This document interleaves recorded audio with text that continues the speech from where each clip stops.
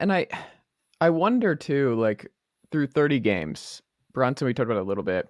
Has he been easy for guys to, because I mean, a lot of these guys were on the team last year, right? One of the biggest differences is just trying to figure out how to play with Jalen Brunson being the lead guy. Obviously, it was all about Julius Randle last year, and that did not go well after 2 years ago with that playoff run, which I can't seem to recall how it ended for those Knicks teams. For whatever reason, I just can't Yeah. place what happened in the 2021 playoff series. I think the Knicks missed the playoffs that year. Okay. Just wanted to check in on that one. But through 30-ish games, has Brunson been about what you expected? Who has benefited the most from Jalen Brunson being the lead guard in New York, do you think? I think I would say Julius Randle, just because he doesn't have to carry the team in quite the same way. It's not all him. The defensive pressure isn't all on him. I mean, whenever the defensive tension is on him, Brunson's such a good release valve because you can just toss him the ball and he'll create an easy shot. I mean, everyone's benefited when you get. My expectations were getting like a 20-7 guy. He was about 20-7, like per 36 minutes. Or when you look at when Luka wasn't playing last season, he was about 20-7, and that's about what he's been on average. I mean, he's had these huge scoring nights, 40 points, 30 points, multiple nights.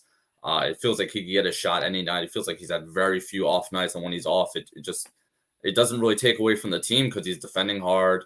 He's playmaking very well. Like, people didn't think of him as a playmaker, but he's like very much a floor general, knows how to pace an offense, knows how to get guys their shots, knows when to sort of get away from the ball where he's comfortable because he's done that with Luka, and he can spot up really well. And he can move without the ball really well. So it's kind of been a seamless fit.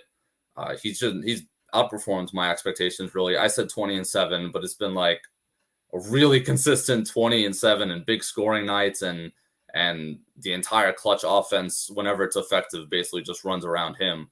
So I didn't think all-star right out of the gates, joining the Knicks, but he's played like an all-star right now.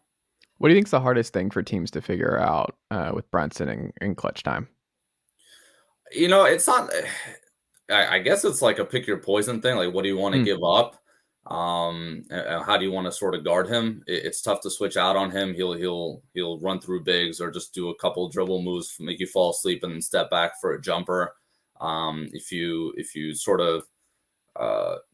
come up high on the pick and rolls, he can dump it off really easily despite his height. If you play under, his pull-up jumpers come a long way from where it started this season. That was a concern coming in, and he wasn't really connecting on those because that wasn't really a shot he looked for in Dallas. And now it's a big part of his game, and he's connecting on them, which has made him a lot more dangerous. So it's tough. I mean, the problem with the Knicks offense late in games is that they don't really like to run a whole lot of sets or actions or get super creative there, especially after timeouts. You'd wish there's like a little more.